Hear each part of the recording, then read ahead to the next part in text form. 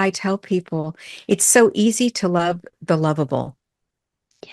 But when you can love Mm, all, regardless, and you don't have to like them to love them, but know that spirit created them exactly as they are to learn the lessons they need to learn. When we can accept that is when we can truly love. And does that mean that it's unconditional? No, sometimes we don't like them. I mean, mm, unconditional love is almost impossible here. When you felt it there, you will never understand it until you feel it yeah. there again. It will never be here. I've Mhm. looked for it my whole life. But when you learn to love regardless of the circumstance, you can learn to love yourself regardless of your mistakes and the circumstance, which is huge. Because when I can love all of me, every Mhm. part of me, even the seemingly bad, I become better.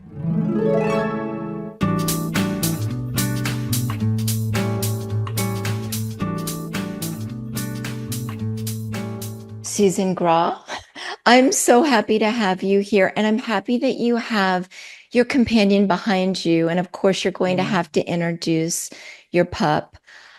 I am such a fan of yours. I don't like to use the fan word a lot, but I listened to your book, Infinite Life, Infinite Lessons. I couldn't, and it was your gorgeous voice, very soothing, and I could not put that down. I have a Bose speaker, and I would carry it with me everywhere I went, into the kitchen, into the Oh, bathroom, into the bedroom, into it was with me at all times. When I was working out, I always had it with me because that book is a very important book for people to read. It thank will you. bring them much peace. And so you are a world renowned medium. You're a spiritual teacher. You're a Hay House author, but you're so much more than that. You're just lovely on so many levels. Oh, thank you. And I'm no, and you. I I'm the human. yeah, and you're the and the thing that I love about you, Susan, is that you're very human also. So Yeah. I think we can all relate to you because I'm very human also. So what I wanted to do, well, oh, and please introduce who is behind you. Oh, this is Charlie. She's just turned 3 and she's my soul pup. I have actually 3 animals. I have a ragdoll cat and Mm. he's just a little feisty thing. I don't need you. And then I have my little Shih Tzu, who is Macy, who is also one of my soul dogs. And she's really old. She's almost 16. And then Charlie. And Charlie is like human. I don't know how to explain it, but I don't have to Yeah. say or do anything. She just Hmm. knows. She just knows my soul. And I'm an animal activist and an animal lover. Yeah. I can't get enough of them. I love them so much. So Me we too. were just chatting about that before Hmm. and we came on and just the love of them. My room is filled with them. I have an affinity towards wolves. I always have. And and then I have my baby. So So we had a George, and I always called George my soulmate. I mean, and George was very human in the best way of being human. mhm. So The best way, connected and the so best of us. connected. Hmm. People ask me, do animals come back as humans next time? And I said, oh, they're so much better than that. And I Isn't love humans, but they have a pure, unconditional love that humans aren't capable of. We can love mhm. and love very deeply, but we're always striving for unconditional love, where animals are just unconditional in every way, you know? Susan, there's no ego. It's just authenticity. It's like Yeah, nature. It's completely authentic. right. Now to you, your book is a movie and it's not a comedy.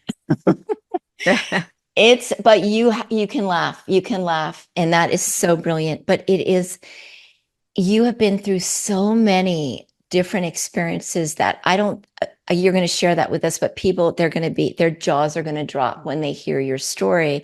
So I'd like to get into, since this is a podcast on fear and unzipping fear and finding out why we are so fearful and ways to navigate through fear and maybe vaporize it a little bit. Can you please tell us your own personal story before you started doing what you're doing now? Sure. Well, I've certainly been through a lot of fear in my life journey. Mm, And I have to say, what I've learned through that is what I fear, I feed. And what I feed, I perceive and believe. And what I perceive and believe becomes my reality. So I've worked very hard at releasing fear to the best of my ability. It's very difficult, as we go through this journey mhm, because there's so much that goes on in our world that creates fear. And we internalize it instantly. That's part of who we are, our makeup. And so to me, it's most important to release the fear. Fear does not serve us, change does. It's kind of like I tell people, I don't believe in the cancel culture. I believe in the do better culture. mm, And that's where I've always been in my journey. I think I've never had to do anything different because I know that that means me. I need to do better. I need to not cancel mhm. myself and do better. So, but I was a child who had a near-death experience. I was locked in an unplugged freezer in a garage. It was quite profound. I went through, I call them rooms, but I went through experiences that they were destinations, quite honestly. I don't know how else to use the word in a book, so I said rooms, but I felt like I was going from destination to destination to find things out on my journey. And it started with playing with some boys. They wanted to play fort, and I wanted to play so bad.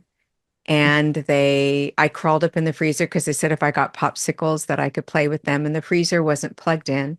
And I was just a little too young to really get that, to understand it. And I reached up and I'm calling out the names of the popsicles, what flavor do you want? And the freezer door closed. And I actually thought I was in on a game. I didn't think that, anything bad was going to happen. It was a little shocking, but nothing, intense. And then I heard the thud of the garage door and it was silent. And I knew I was in really big trouble. And you just innately know, even as a child, that this is life and death. And I don't know how to describe that feeling except terror, but not terror of the dark, terror of non-existence. That's what I felt. And I don't know why it's so powerful inside of us, but it is. And I ended up being, what I don't remember being lifted out of my body in all honesty. I just remember being out of my body. But prior to that, I saw three lights and they said to me, stop screaming. And I was screaming at the top of my Mm, lungs. And my mother heard it, but she thought it was one of the cats in heat. And when cats mate, they have this very high pitched sound, if you've ever heard it, which yeah. many have. That's the sound of terror in a child, in a child. It's my mom, that's what she thought it was because it was so high pitched. And I continued to scream and then I heard again, stop screaming. And it was very forceful and kind, but very strong in energy. And I didn't understand energy at the time, and yet I did. In other words, I didn't know how to define it, but I knew what it was. My dad had a very powerful energy. My mom had a different kind of energy. So I knew what energy was. Mhm. And I had already seen animals float when they would die prior to this. So it was not abnormal for me to see things. In fact, it was my normal. I didn't think anything of it. It was just normal. So the next thing I knew, I was at the bottom of a stairway and it was stunning, beautiful. And I knew I was in a different dimension. And I didn't know that word. And I can't explain how I knew, but I knew I was somewhere else. I was in a different dimensional energy. And it was light and airy and bright and pulsating and Mhm. alive and real, so much more real than this one. And I knew I wanted to get up these stairs, and what I was looking at above the stairs was this Greco-Roman room. Now, I'm going to describe everything to you as an adult woman. I did not understand this, and I could not put words to it as a child. Mhm. I just said the room. you know. But it was a Greco-Roman room and it had pillars and it had an open ceiling. And I remember thinking, there's a hole in the middle of this room. It's a well and it's open, like the ceiling. And it matched, almost as if energy was coming through this opening at the top, coming down into this beautiful well, or vice versa. And I thought, I want to get up those stairs. But how am I going to get up those stairs? Is kind of what I thought. And I felt very jello-y. And the next thing I knew, I was at the edge of this well. Now, I called it the well, and I studied under Dr. Raymond Moody. And he Mhm. said to me when we were talking about it, I said, I never saw the tunnel. How come everybody sees the tunnel and I didn't get to see the tunnel? Which is so silly because of everything I did see, but still, I felt that way. And he said, have you ever thought that maybe the well was the tunnel? Mhm. And he said, we've heard it in all different ways. And I was blown away. What? I just looked at him with that child awe, but I was an adult and I was pretty shocked by that. And then the next thing I remember was looking down into this well. The angels, what I call my angels, light angels, I called them, they were on my left. And I remember seeing them, but I was so focused on this well. And I was watching words come through this well, mixing one Mhm. consciousness. Um, Looking back, it was one consciousness of DNA. It felt like twisting and twirling, and it was words. And I looked down into this well, and I could hear things like, dear God, my mom's sick. Please don't let her die, or um, just all kinds of things. Dad, I want a new car, and my dad won't let me have one, or my mom won't let me have one. Please make her. Things like that. And they were prayers and desires of our humanness. I don't know if I understood that at all, but I wanted to know where I was. And I asked the angels, where am I? And they said, you're in the room of heart's desires. And I Mhm. asked, do you answer all those? And they said, no, Susie, sometimes what people desire the most isn't good for them. Oh, And I I don't just think got I was, chills when you said yeah, that. Mm. I don't think I was thrilled to hear that, to be honest, because my mom had said to me, just because you want it doesn't mean it's good for you. So that kind of entered my psyche, but I understood. I Mhm. understood somehow. And then there were other things that happened in that space, what I call the room. And then I looked ahead of me and I saw this road, this path, this golden path. And there were pyramids at the front of it, and I saw humans pulling from the bottom of this pyramid and paving this golden path, which I chose to call the Yellow Brick Road because I had seen The Wizard of Oz. Yeah. And they were laying pavers, and they were bumpy and crooked, and the road wasn't even, and it was all up and down and twisted and really a mess. And I saw them drop to their knees, these what I would call humans, and say, for the love of God, please help me. Somebody do something. Nothing's working out. I'm going to lose this. I'm going to lose that. Nothing's working. Mhm. Sadness, but but I wasn't sad. For some reason, I knew that this was their journey. And I watched these beautiful light angels come in and remove the pavers and put them to the bottom of the pyramid and go to the top and start pulling from the top. And I somehow was aware that this must be their life journey, and it was out of Mhm. balance because they were pulling from the bottom. And Oh. I asked them, what are you doing? And they said, we are the pavers, you are not. My question was always, where am I and what are you doing? What does that mean? You know, always the same questions. And And you were they said, very, very young at the time. So those two questions are, they're deep, they're important. they're important questions. And I'm sure they gave them to me to ask. I have Mm. no doubt. Yes. But I asked them nonetheless, and they said, we are the pavers, you are not. All you have to do is walk it. And I asked, how do you know if you're walking it right? Now, I don't know where that question came from. I didn't have my mouth, but I felt like I was talking telepathically. But I asked it nonetheless. And they said, we bless and block everything and make no mistake. You can get through a wall or a block, battered and bruised at best, or you can shift. I've never forgotten those words, but I never listened. I have to be honest. I had every wall I was banging my head against it. Mhm.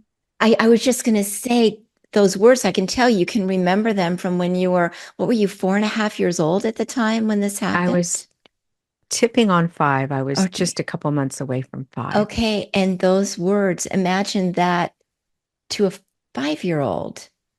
Those Yeah, are big words. they're big words. And I don't I don't know if I understood what they meant, but I heard the words. And I understood later all of this. But keep in mind, people ask me, how could you remember all this? Like, how do you remember? And I say, think of something that impacted you. So let's go back to the Wizard of Oz. Did you ever see it? And they say, yes. And I say, okay, do you remember the ruby slippers and the mean witch? Oh, Mm. yeah. Do you remember the lady on the bike? Dun, dun, dun, dun, dun, dun. Oh, yeah, yeah, yeah. And I ask these questions and I go, that's how it impacted me. You were a Yeah. child, but you've never forgotten what the Tin Man was or what the courage was for. We don't forget those things. Mhm. It had that kind of impact on me. Now, it didn't look like the Wizard of Oz, although it was beautiful and very surreal like that. But that's how I remember because it was so impactful. Um, I remember they told me that they bless and block everything, and then they said what you try to control controls you, and what you run from chases you. And I've never forgot those. I've said them my whole life. It's just something I've always said. You try to Mhm. control that, it's going to, but I always tried to control everything. So I didn't listen. I did, I did human, Well, but I did hear them. And later on in life, I was like, okay, I need to stop trying to control everything. I still try sometimes, but then I catch it oh. really quick now, and I Mhm. say to myself, this is not something I can control. If I truly believe that spirit is there, which I do, Mhm. then I know that they will handle everything in given time. And I need to just trust them. Mhm. I need to walk my walk and trust that they've got me. They've got us. And when I do that, everything works for the greatest good because they make it work for the greatest good. It's so easy to trust them when things are going our way, isn't it? Sure. Oh, yes. And when it's not, that's when we show them the most that we believe in them because we step back and say, I trust you will make good of this Yeah. situation. I trust that with them. Regardless of the situation, I know that they will somehow, because in my life journey, everything I've ever gone through I've been better because of it, not in spite of Mhm. it. As long as I take the initiative to be a better person in it, in the Yeah. situation. I totally agree with you. And I've often said the things that were the most difficult that I went through, and I just said, oh my God, this is awful, are the things to this day I am the most grateful for Yeah. because I would not be where I am today without that. And so they're literally blessings in disguise. And the thing I do love about you, Susan, is you're very human. You know, you have all the tools and you're talking to spirit all the time but you're human. And that's wonderful because why else be on this planet if you don't experience those human emotions? Exactly. But we don't want to stay in the ones that are debilitating. I think it's important to feel them, let them kind of wash through us. But you have to feel Yeah. them. Yes. And I tell people it's so easy to love the lovable. Yeah. But when you can love Mm. all, regardless, and you don't have to like them to love them, but know that spirit created them exactly as they are to learn the lessons they need to learn. When we can accept that is when we can truly love. And does that mean that it's unconditional? No, sometimes we don't like them. I mean, unconditional love is almost impossible here. When you felt it there, you will never understand it until you feel it Yeah. there again. It will never be here. I've Mhm. looked for it my whole life. But when you learn to love regardless of the circumstance, you can learn to love yourself regardless of your mistakes and the circumstance, which is huge. Because when I can love all of me, Mm. every part of me, even the seemingly bad, I become better. Is that not one of the biggest lessons of this lifetime is to love yourself? And it's so easy for me to love you, to love other people, to love my animal friends, but to love myself.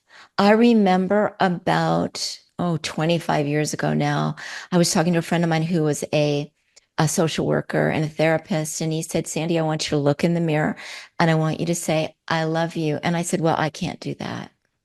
Hmm. And I mean, unbelievable, right? But I couldn't. I said, "Oh no," or like I didn't deserve that, or that has shifted. I'm still a work in progress, but probably the biggest thing is we need to learn to love ourselves. Oh, it is our soul journey. It is our soul path, our true soul Right. path. You know, our life path is how we do life to get there.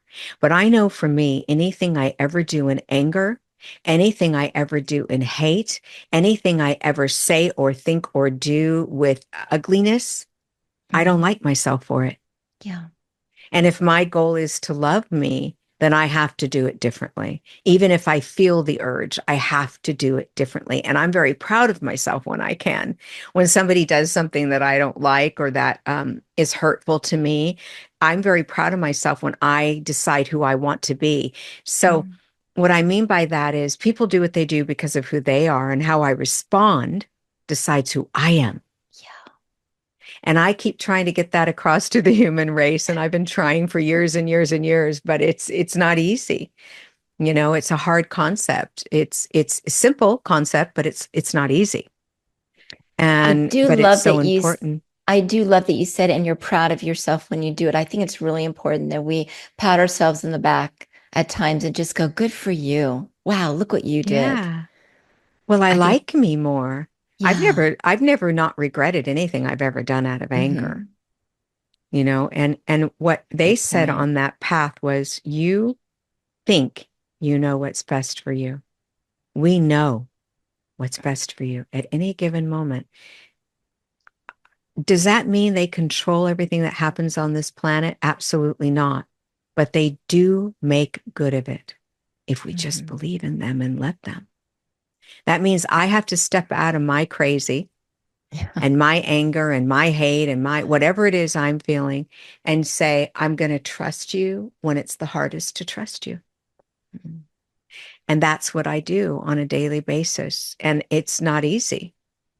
But I know that when I do that, I'm behaving in a way that they're proud of. And I'm proud of that. And I'm responding, not reacting. Response is very different than reaction. And I've spent most of my life reacting. So now I'm really happy when I can be responding, You know, because it's peaceful. somebody said, I listen to hear and not respond. And that really was profound to me because sometimes people are talking and like I'm listening to you right now and I'm not thinking, oh, I want to say this, I want to say it. I'm literally listening to you, which was just such a nice space to be in. So here you were, this little girl locked in this freezer, unplugged freezer. How did you get out of it? Well, I have to tell you one other room or Oh, destination. please, please. I really believe in quantum physics, so I know I was going to a destination. I saw these, I guess you would consider them humans. They were souls. And I was in this room and I saw these books opening and closing or coming at them. I don't know how to explain it because it was nothing virtual at the time, but let's just say virtual. That makes it easy. Mhm. Coming in front of them and moving, like moving information. I don't know. It wasn't page turning. It was like scrolling almost information. And I watched these families, and I heard a little girl, and someone asked me, "Do you think that was you they were showing you?" And I thought, "Oh my gosh, I never thought of that. I wonder. I now wonder." And I think, Right. yes, maybe it was. And she was saying, I can do this, and I'm going to go through this, and I'm going to go through that because I know I can get through it. And I'm going to, my soul is going to expand and grow, and I'm going to Wow. be able to do all these things. And they were hard things. And I call it the PhD in hardship, which I know I created in my life journey. But but I remember asking them, and I would hear them say, let me just say this first. I could hear them say things like, um, oh no, no, no, that's way too much. It's way too much.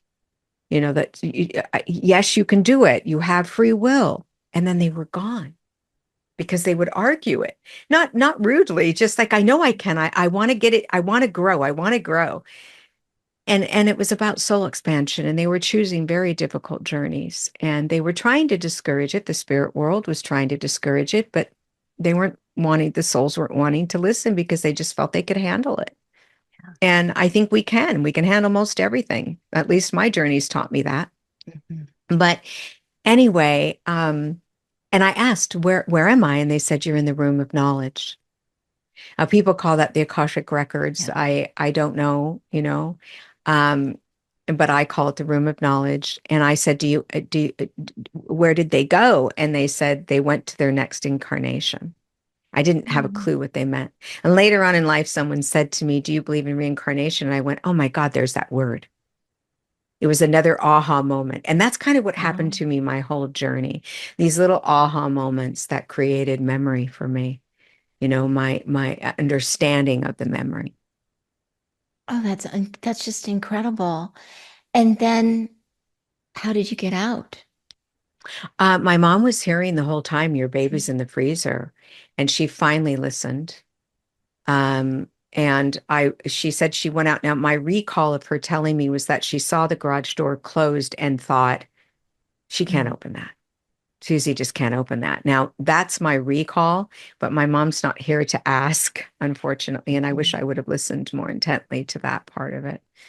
But she did, and I believe she said she was going to walk away, but she changed her mind. Something compelled her, and she went into the garage and opened the freezer door and saw me facing inward and spun me around. And she said I was ashen, and Mm. I had blue fingertips, and she said that I was gray. And she started screaming there, keep in mind there were no cell phones at the time. And Yeah. she dropped me. She let me go to run and get help.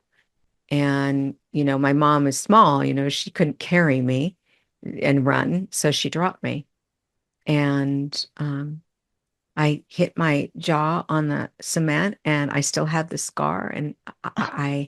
I will keep it forever. Even if I had a Mhm. facelift, I would keep it because it's so, I don't know if I'd ever have Yeah. a facelift, but um, and you can cut that if you want to. No, I mean, we're open I to anything on this podcast, trust me. Um, okay. but Um, I was gonna say that that scar is such an important part of your origin story. it was my breath of life. Oh, mm, yeah. And I feel like, we come into our spirit in the breath of life, which is our first breath of life as Mhm. babies. I believe that we come into that. We have a knowing we'll be there, but that's our spirit. So we have the soul, we have the spirit, we have the heart, we have the brain. Yeah. And so the spirit is the breath of life, So my spirit came back into my body. My soul was still there, obviously, or I wouldn't be who I am. It didn't leave.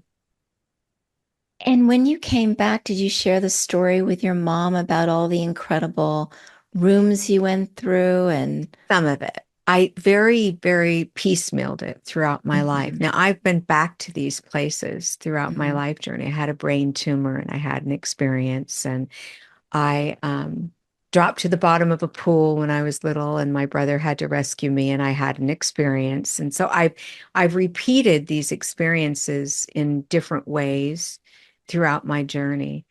But yes, I definitely tried to talk about it. But my mother said to me, I don't talk about it. She was afraid of it because she had the gift and they had locked my mom up and medicated her. So she didn't want me to talk about it. Especially when I came back and I saw spirits everywhere. They were talking to me and they were around my room looking in the windows and under the beds, but I just wanted them to go away. I didn't know who they were. I was too little to comprehend the mixed the two, Mhm. the spirit world and my world. I was walking in both worlds. And I have been doing that most of my life journey. I would say probably all of it. So, as a little girl and seeing spirits in your room, was it terrifying to you, or was it? Yes. Yeah. I thought they were the boogeyman. I would cover my head with blankets and Mm. pillows and tell them to go away, go away, go away, go away, and they didn't. And sometimes they'd pull back because they realized they'd scare me. But then as soon as I wasn't scared, they'd come back in. Now, during the day, I played with them in what my family called the creepy room. My brothers and sister call it the creepy room because I was in there. It was creepy. I mean, there were spirits in there all the time, and they saw it as creepy. But my sister had this gift, and so I don't think that it was foreign to her. I just think that she didn't like that I was talking to things that weren't there, I guess. I don't know. I've never gotten in real detail with her. She just said we always called that the creepy room when we'd hear you in there playing with them. Oh my gosh. And so what advice would you give to parents with young children that have imaginary friends, and what would you say to them? Honor it. Hmm. Talk about it. Let them be free. Maybe it is imaginary and maybe it's not. And that's what we have to be willing to be open to. Just be Hmm. willing to be open to the possibilities, and the possibilities will come to you. Yeah. I just think to have a parent that is willing to be open is just Yeah. so important, especially with children that are coming into the world now. They're fully loaded, they just understand these spaces. I think so much better than we did. And I had a few of those experiences when I was little too. And I would go into a basement where my mom would have her winter clothes, and all these coats and things were on a rack. And it was in a really scary kind of place. And I was an extremely fearful, anxious child all my life up into my mid 50s. I was anxious. And, but I'd go down there and I would talk to beings on the other side. Yeah. And I was never scared about that. And I'd find myself going down there. But when I'd walk out and then look in that room, I'd go, "Oh, this is creepy. I'm going to leave the room." But it wasn't the beings that were creepy to me. Yeah. I didn't feel that way either. Sometimes when I think about what I saw, I question, was that nirvana? Was that what people call heaven? I would think it was, or was it another dimension completely? Yeah. A more advanced dimension? I don't know. I can only tell you as a child what I saw. And I saw a lot. I mean, there was a crystal that I don't share this all the time on podcasts, but I'm going to share it with you. I just feel comfortable with you. But Oh, there was thank this you. giant, what I would call a giant pyramid see-through. So like Hmm. a clear quartz or something, just Mm. see-through. And I could see faces and bodies moving into this. And I tried to put my hand in it. I wanted to reach through it, but I couldn't. And I innately knew that if I could, I wouldn't be coming back to this earth, to this plane. It was somewhere else. It was the true cross. It was the true death of this journey here. Right. The crossover, the true crossover. And do you think your guides were kind of keeping you back from that because it wasn't your time and you weren't supposed to? I would think so. I Yeah. would think so. They didn't say Yeah. that, but that makes sense. Yeah. Yeah. Um, oh, I have so many things that are going through my mind that I want to ask you. I'm in a group, a business intuitive group, and it's very interesting, Susan. The last few days, the topic has been suicide. And it's because all of us have been touched by it, and you have very much been touched by it, and it's in your book. So I'm sure you're comfortable sharing it. Absolutely. I had a very, very dear friend who also committed suicide, and I had interesting things happen before he committed suicide. And we cannot even unpack the words committed suicide. What Let's that let's unpack that. let's unpack that first. Um, Okay. But I thought it very interesting that I was going to be interviewing you, and out of nowhere, this topic was coming up full speed in this group. And this morning I woke up and I thought, oh, I need to talk to Susan about that. So, So let's first unpack the word committed, yes. because I have an issue. I don't know if it's an Mm-hmm. issue, but I definitely have difficulty with the people saying that the word committed is a crime. Mm-hmm. I'm committed to my animals. I'm committed to my marriage. I'm committed to my children. I'm committed Oh. to my job. I'm committed to spirit. Committed is not a crime. It is one Mm. definition, probably the least important definition of an act of crime is, it's said differently even in the court of law. The new buzzword is committed. And I want to say this. We have been so fearful. I have two brothers and a mother who committed suicide. And we have been so fearful, the people who have experienced this, of being judged Mm-hmm. and and being, people thinking bad things about them, etc. And so we didn't talk about it for years and years. I know I didn't, and a lot of people haven't. And they don't feel open to talking about it because they're fearful of people judging them. So when I say the word committed, I appreciate when people follow my lead and I follow the lead of others. The word died by suicide is fine. The word the act of suicide is fine. The word committed suicide is fine. All of them, we follow the lead of the person Yeah. because that's honoring them. I was doing a podcast and somebody, I said my brothers and my mother committed suicide, and they said to me, um, "Oh my gosh, we don't use that word."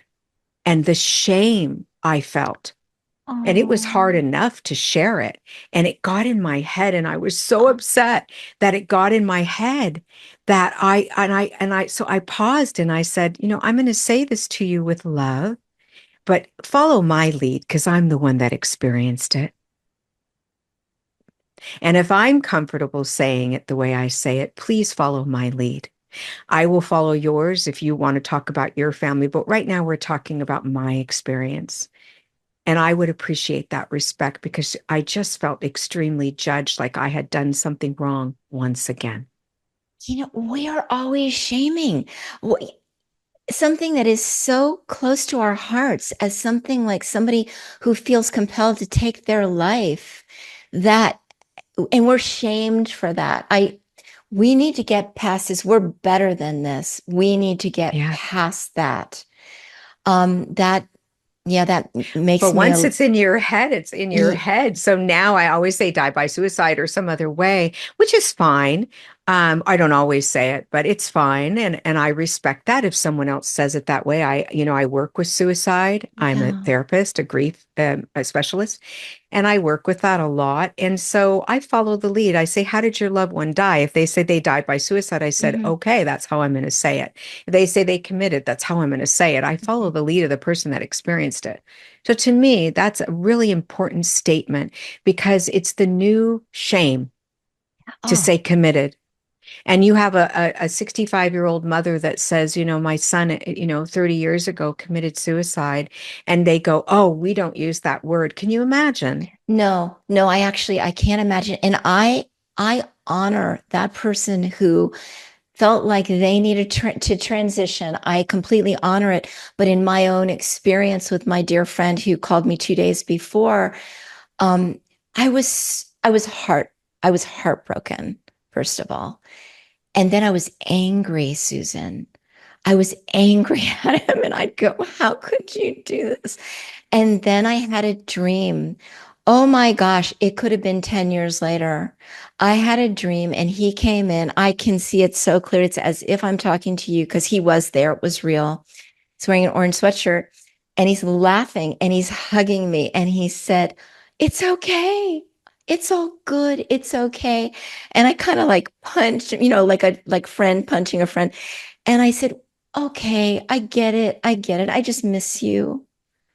Yeah. And and then Susan, that heaviness of it was gone for me. And I talk to him, I laugh with him, I honor him. I we I hear some people in the spiritual realm say, well, that's not really respected on the other side. Oh, that's And not truth. But no, let me so say this, we certainly don't encourage it no, we do not encourage it. because We we are do not here to do encourage our it. life journey and learn and grow and expand. And we're stopping that. And I have to say that people who leave this planet are in pain when they make that decision for suicide.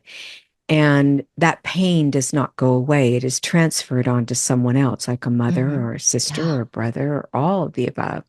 So we have to remember that when we're making that decision. Is it a sin? Is it a crime in the spirit world? Hmm. Absolutely not. Absolutely not. It doesn't matter how we leave this planet. I saw the angels patting people on the back saying, Mm. good job, you were so brave. And it didn't matter how they passed. We're very brave to come here. So I don't buy into that. That is very confusing to me. They are pure love on the other side. Hmm. They don't have those thoughts. They don't think in the human realm. That would be too little and small of them, wouldn't it? Absolutely. Absolutely. That's why it never made sense to me. Mhm. Well, I read energy and I say people in this podcast, if something resonates with them, great. And if it doesn't resonate with them, then, don't listen. Hmm. It's just whatever resonates with you and makes you feel comfortable. But I definitely do not encourage that, taking your own life. But they are It loved. but they are so loved. And I had my own Yes. experience of, going from anger to just pure love. And I had to learn Could you? that. I'm sorry. Yeah, Go no, ahead. go ahead. No, I'm done. Could you imagine if your child was having deep, deep sadness? Let's just say that deep, Hmm. deep sadness, punishing them for that? Oh, Or if your child felt broken, would you punish them for that? I mean, it just makes no sense to me whatsoever that people think the spirit world is so small. It's so expansive, so beyond that. It's all love. Everything there is love. It pulsates in love. It literally pulsates. Every blade of grass, every yeah. color, every feeling, every emotion is pulsing, just and it's filled with love. There Wow. is nothing that they can't forgive. And people ask me, well, what about the bad guys? And Mhm. I tell them, let's hope they can help them heal so that they don't return to another dimension and cause this kind of harm. So let's hope that they heal them. And I believe they do. Don't, I always tell myself, say good about the people that maybe don't see the world in the way that I do, because I'm not always right, number one. And number two, if it is a really negative way or they make Mhm. poor decisions that cause harm, I want them to heal so that they don't repeat it. So I'm always saying, hey, spirit world, help that person see Yeah, better and more clearly. absolutely. We are, as we said, we're here to love and be loved. But we're And always in that phase of let's get them. I this I is what I'm know. trying to get across out there in the world that love is the superpower, not anger and hate and reaction. Love is the superpower, and love is the hierarchy on the other side. The more you love, the Mhm. higher you vibrate. And that's our goal, is to get so high that we're vibrating with source, which is the creator. But Yeah. doing that, we're moving to different dimensions and different places and Yeah. things and doing different things to grow and expand. To think we could do anything in one lifetime is insanity. I mean, there's no way. There's no Oh my, way we could do it all. absolutely not. But so, what is some advice that you would give people to start trusting in this a bit and trusting in spirit and trusting in signs and people communicating with them without Well, going, I oh, that's me making that up in my mind? well, I believe trust is earned. Hmm. Even in the spirit world, they have to earn our trust. So I asked people to look back on their journey to all the times they thought nothing was going to be okay. And here they are. 10 years later, 20 years later, 30 years later, here they are. and they believe this is going to kill me, or I'm not going to survive this, or whatever their thought pattern was. When we can look in history, we can pull that forward and say, oh, okay, I can trust them because my history tells me that. My history tells me that, not them. And so I will trust that even though I've been through so many difficult experiences, I'm still here. I'm still standing. I Mm. am still moving forward, and I am still loving and sharing and opening myself up. I'm not starved to death. I'm not, things have changed, and Mhm. I've survived. And so I know I can trust them. Do And so you that right there is my, bottom line. Do you, I've talked to many people, and many of them have had very challenging experiences, and then their gifts came in. Do you think you have to go through something that's really challenging, or do you think your gifts can just come in? I think you have them. It's kind of when people say to me, when you cross over, how do I know if I can find the light? What if I can't find the light? And I said, oh, but you are the light. Mm, You are the light. So you don't have to worry about finding it. It's in you.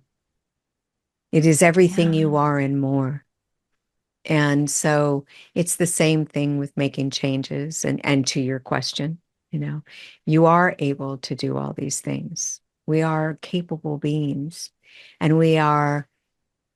and to step into the trust of the spirit world it's a process of loving ourselves. I want to say this right, loving ourselves enough Yeah. to know the value that they have brought into our world. And what are some ways we can love ourselves, Susan, that we can show every day? Well, I struggle with it. I don't, I think we all do. I think I'll be on the other side before I get it. Um, but but I feel like that is part of all of our journeys, all of the dimensions we go to, all of the journeys, all the experiences. It is part of that. We are learning to love who we are in any given moment, in any given space and time, who we are. And we do that through self-acceptance. And I get self-acceptance as I accept others. If I can accept Yeah. your flaws, then I can accept mine. And it's a matter of working towards that at all times. So when I say to myself, oh my gosh, I should have done that differently, I should have said it differently, I say to myself, I did it the best I could at the moment. And Yeah. when I do that, I give myself grace constantly. I tell Mm, people to carry a grace card. And when they start to beat themselves up, pull that card out and put it in front of them visually, in their mind's eye, and say, I will give myself grace, the same grace I give others, because we're never going to do it perfectly. okay, I love that idea. I absolutely love that idea, and I'm going to have to do that. And that, like I said, what I love about you is that you are a work in progress. I'm a work in progress. We all are a work in progress. Mhm. Just love that. What about tapping into our intuition, and how do we do that where it's not that it really is our intuition coming in and it's not us kind of making something up?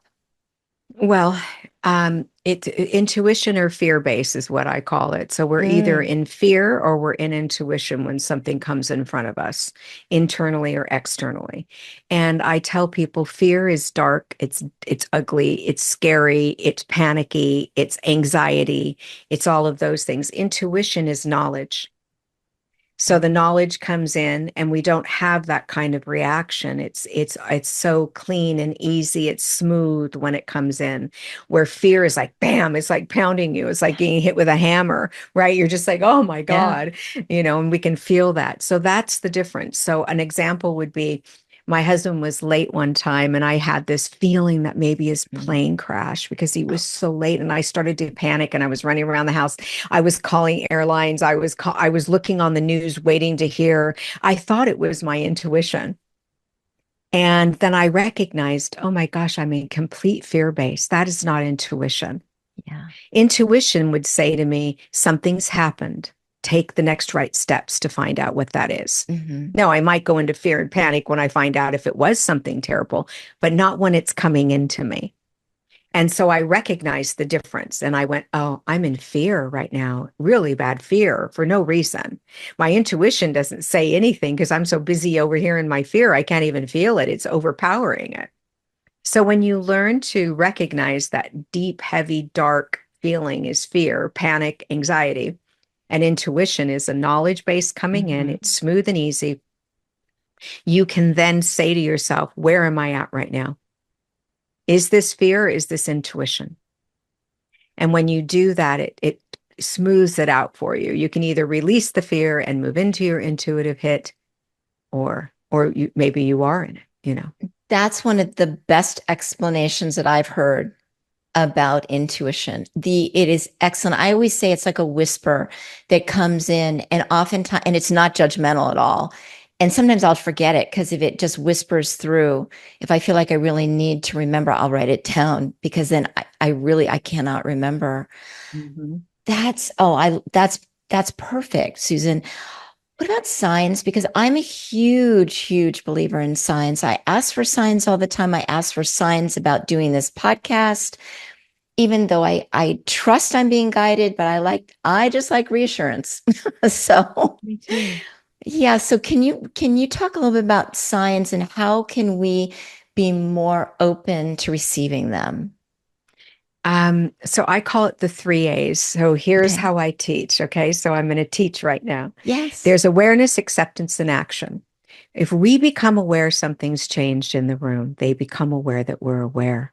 Maybe it's our skin, our hair stands on end. Maybe we're getting goosebumps. Maybe it's got cold. Maybe we have chills.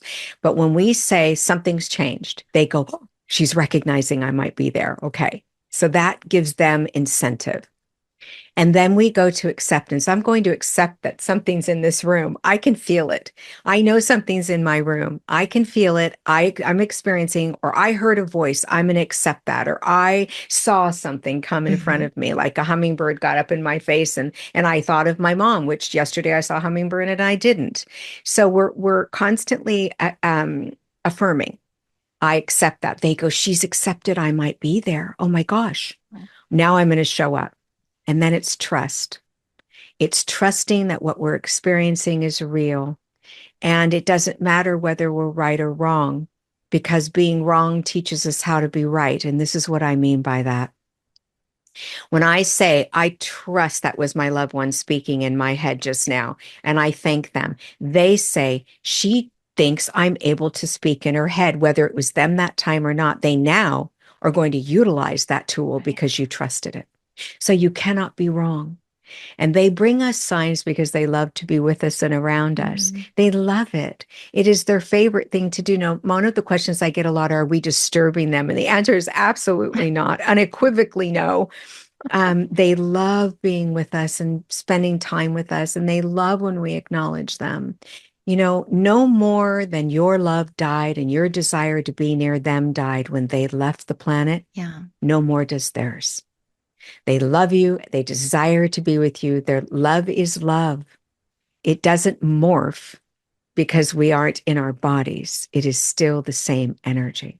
We're energy. It can't die. It can't go away. It takes a different form. When my mom passed, which was very, very hard for me, I was in a swimming pool and a monarch butterfly landed on my arm. And I just said, Mom. I didn't even think about it. I just went, Mom.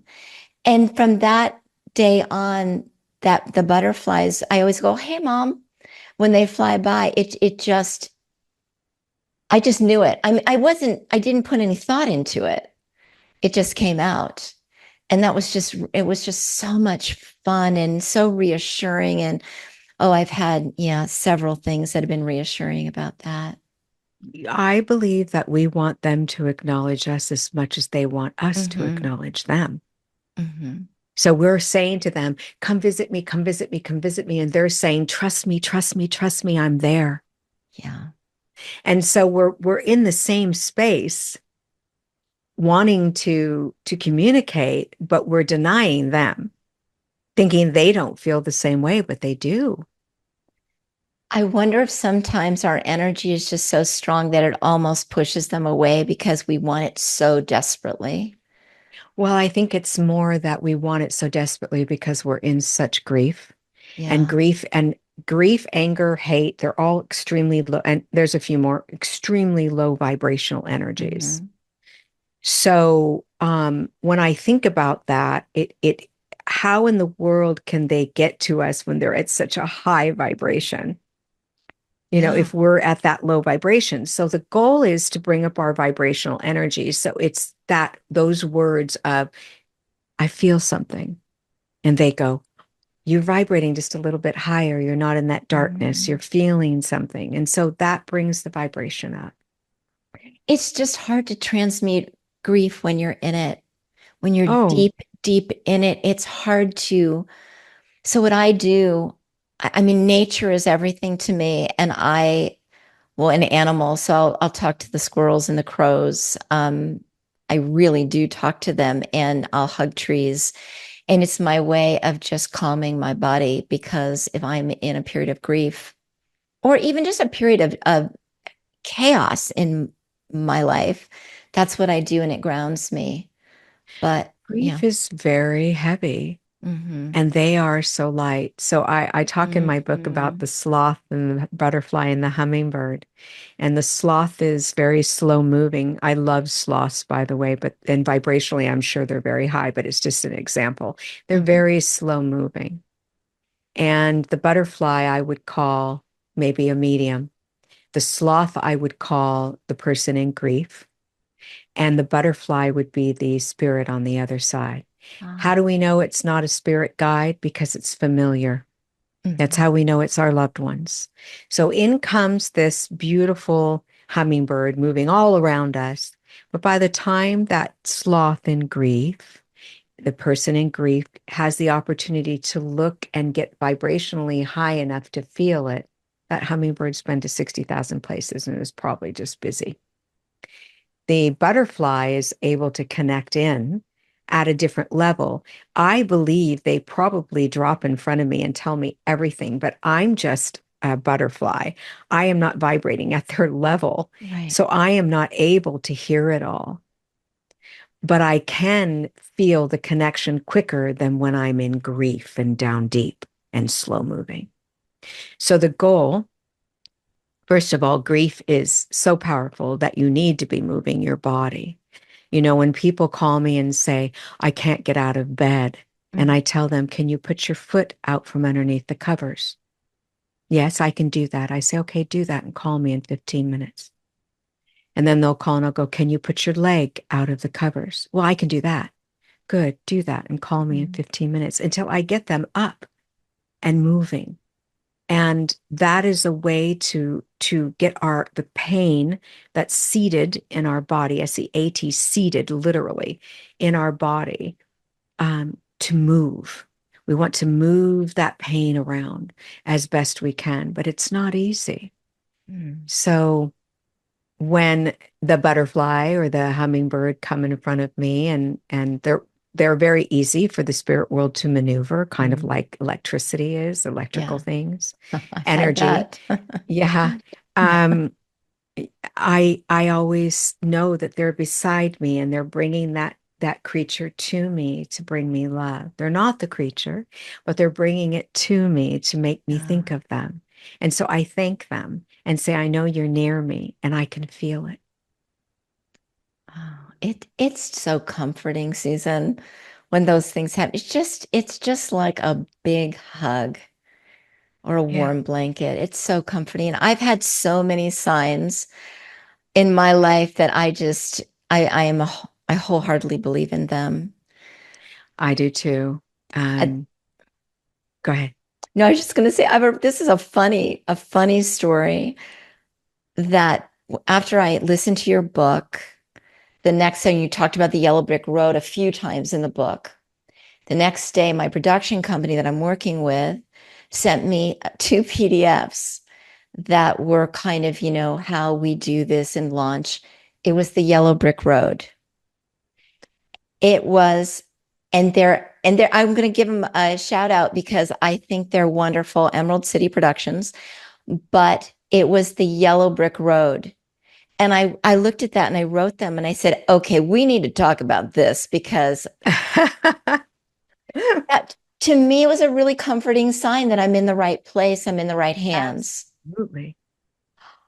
I do not think about the Wizard of Oz. I don't think about the Yellow Brick Road. I mean, it's just not even in my thought process, at least for decades. And then, yeah, that happened. There it is. Isn't Yeah. that fun? And yes, I love that. There it is. That's what I love saying. There it Yeah. is. And that is how it is whenever you get messages. But we just Yeah. have to be present. So I tell my students, life is in session, be present. So when they first come to my room, when they very first time they walk in my rooms, I'll ask them what color were the flowers you passed, and their jaws drop. And they look at me like, I don't know. And I say, how would you know if your loved one was there with you then? You're not present. Your mind is everywhere else. And grief does that to us because we're fighting for survival. And that's okay. They're not going to go away because you can't yet see them, but just know they're there. But if you're present in the moments, you can pick up the energy of what's around you. Well, Susan, I keep saying this to people. I could talk for the next 12 hours to you. This has been an hour. It just flew by. I did. I, I love being in your space. I love being in your bubble. I think it's just a beautiful space to be in. Thank Somebody once you. said that to me. I thought, okay, that's a great compliment, but I know what they're talking about. I like being in your bubble. I do have some questions I ask all the guests at the end. So I'm just going to fire away and then let's go with it. Do you want to Um, see my book? Do you oh, want to see it? I want to show it absolutely. to I you. want to see your book. See the lights. That's why I wanted to show it to you. See the three lights? That's what I saw. Yes. It's such an exquisite cover. I meant to tell you that. Yes, Thank I you. encourage every listener to please read this book or listen to this book. It's life-changing. It is. Oh, It, thank you. but it gives each of us hope that there's so much more out there than we're just so busy. We're so busy that we need to take Yeah. time to, smell the roses, but listen to our loved ones that are all around us. I love that book. I truly love that book. Thank you. What's your number one go-to strategy to leave any mental distress? Something you would go to right now if you were feeling a little, tweaked. Meditation, Mm. peace, peace, centered, grounding, any kind of grounding I can do. I tell myself life is in session, be present, but I also tell myself stay where your feet are. So usually when I'm in distress, I'm projecting outward and I'm looking at something that the what ifs. And what I do is I bring myself back to the now. Where am I? I'm on, a wood floor. I've got boots on. I have these color pants on. I'm on the call with you. I actually literally come to where I am and I repeat that so that I'm not in projection. And that brings me grounding. Yes, me too. What's the best advice you've received in life, personally or professionally? Oh, wow. That's a Hmm. big question. Um, I think that the best advice I've had is to be authentically me. Mm. Love authentically me, not try to be what someone wants to fit me into. We all need to do that. Yeah. Yes, we all need to. It's Well, hard. it and it shouldn't be, but it's really, really hard, Susan. Well, there's a lot of judgment, Yeah, and about the way and we look and the way, our mhm, bodies are and the way our intellect and yeah. right. But, when you can be authentic, you can see the beauty of who you are so much more clearly than when you're trying to be. I've never liked when I try to be what someone wants me to be. I've never. Oh, liked myself for that. no. So, again, the goal is self-love. And so when you're authentic, true to who you are, speak your truth, you Hmm. become in, enveloped in your own self-love. Yeah. Which is, it's hard to put yourself out there. I mean, with the work you're doing, and I mean, you're very, very well respected in your field. But for me, it was really hard to put myself out there because I worked in Hollywood. I was behind the camera all the time. My clients were in front, and that was great. So, And then and here you are, but and yeah, you're and the beautiful. reason I'm doing it is because the topic is so, so important that it has to supersede any ego issues that I have about being in front of the camera. It is so important to me. And I have been told that over and over again. I have to do this. So, my heart is in it. I'm very I passionate can about it. feel that. I Oh, can I'm feel glad that that. you can. What does a successful life look like to you? Well, we're back to self-love. Success for me is peace and serenity internally. If I can be serene internally, I am successful that day because there's so much that goes on in my world and what I do and I see the worst of the worst in loss, and so Mm. when I can have serenity, I've made it through the day very well. It's interesting. I say the same thing. If I can be in peace, calm, and joy, find joy, that is a huge success to me. Huge success. Yes, and I know it's an inside job. Hmm. It is. And Oh, that was it another good is. piece of advice someone gave me is it's not outside of you, Susan, it's inside of you. And that's becoming more and more clear. I think with the way the energies are shifting, it's becoming very clear. It's almost like we're getting hit over the head with, hey, Yes. it's an inside job. Yeah. The last is a sentence to complete. In the past, I was, and now I am. In the past, I was afraid, and now I am secure. Oh, that's beautiful. Susan, thank you so much. Can you hold up your book once again so Yes. people who are watching this can see Infinite Life, Infinite Lessons, a must read, an absolute must read? Thank you for honoring us with your presence and letting us be in your bubble today. Well, thank you for bringing your bubble into mine. You made me happy today. You have a very happy up energy, and I love that. Oh, thanks, Susan. And give our love to Charlie, who decided to get off the sofa and go elsewhere. And go bark. We couldn't hear it. So, or I couldn't That's hear it. good. Yeah. Okay, Susan, sending so much love. Thank you so, so much. Thank you so much for having me. Mwah. Mwah.